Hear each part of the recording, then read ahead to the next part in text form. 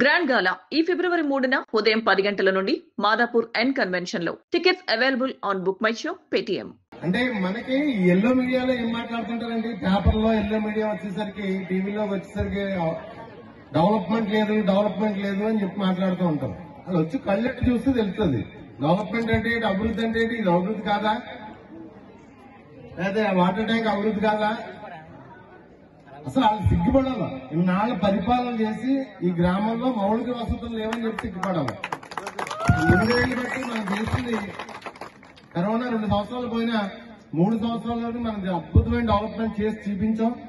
మరొకసారి జగన్మోహన్ రెడ్డి గారు ఈ రాష్ట్రంలో అధికారంలోకి వస్తారు, ఖచ్చితంగా డెవలప్ చేస్తారు. ఇక్కడ డ్వాక్రా మహిళలు చాలా మంది ఉన్నారు. జగన్ గారు ఒకటే మాట ఇచ్చారు, 4 విడతల్లో మీరు రుణమాఫీ చేస్తామని. చేశారా లేదా? చంద్రబాబు నాయుడు మాట ఇచ్చాడు, చేశాడా? గట్టిగా చెప్పండి.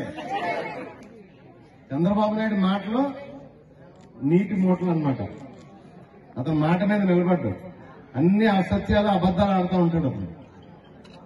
మరొకసారి మనం జగనన్న గెలిపించుకుందాం, మన గ్రామాన్ని అభివృద్ధి చేసుకుందాం, మన రాష్ట్రాన్ని అభివృద్ధి చేసుకుందాం.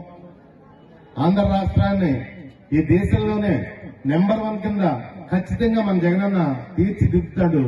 ఆ నమ్మకం నాకుంది, మీకు కూడా ఉంటే ఉంటుంది ఆ నమ్మకం జగనన్న మీద.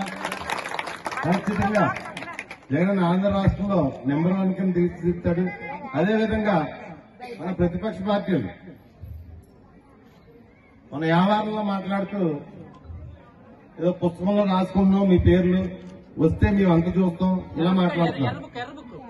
ఏదో అదే పుస్తకంలో రాసుకుంటున్నాం, మీ పేర్లు వస్తే వాళ్ళని చూస్తాం, వస్తే ఏళ్ళని చూస్తాం. మీరేం కంగారు పడకండి, మీరు రావు. మీరు అంత చూడాలంటే మీరు రావాలి. నేను అంత చూడాలంటే నేను రావాల్సిన లేదు. మీకు గుర్తుండే ఉంటది, ఇల్లు వాకిలే వదిలేసి 4 రోజులు నేను ప్రతిపక్ష ఎమ్మెల్యేగా ఉండగా ఊరు వదిలేసి పారిపోయారు. వెంగిళ్ళు, కట్టు, బట్ట, భార్య, పిల్లల్ని తీసుకుని ఏ వినాయకం పారిపోయి 4 రోజులు దాక్కున్నారు. నాకైతే అధికారం అవసరం లేదు, నేను కళ్ళు ఎరచేస్తే చాలు మీ గురించి. నాయకుడన్నా, ఏ రాజకీయ నాయకుడన్నా మేము వస్తే ఈ మంచి చేస్తాం, మేము వస్తే ఆ మంచి చేస్తాం, పేదవాళ్ళకి ఇచ్చేస్తాం, అచ్చేస్తాం అని మాట్లాడాలి. అందుకని మీ అంతు చూస్తాం, ఈ పుస్తకం మీ పేర్లు నా డైరీలో రాసుకున్నాను. ఎందుకు ఆ దెబ్బలు తీసుకోవడానికి వీడికి అధికారం? సన్నాసులకి ఎంత ప్రశాంతంగా ఉన్నా ఏ గ్రామం ఉన్నా సరే, వైఎస్ఆర్ కాంగ్రెస్ పార్టీ అధికారం వచ్చిన తర్వాత తుల్లో ఏ గ్రామంలోనూ కేసులు లేవు, ఇబ్బందులు లేవు. ఖచ్చితంగా మళ్లీ ఒక్కొక్కసారి జగనన్న గెలిపించుకుందాం, మన రాష్ట్ర అభివృద్ధి, మన గ్రామ అభివృద్ధి కూడా చేసుకుందాం. అదేవిధంగా మన నాయకుడు మా అన్నయ్య దొరబాన్ని రోడ్ వేయలేదు, వేసేమని చెప్పి రిక్వెస్ట్ చేస్తున్నాం. దొరబాన్ని ఎలక్షన్ లోపల రోడ్ వేసేవాళ్ళు.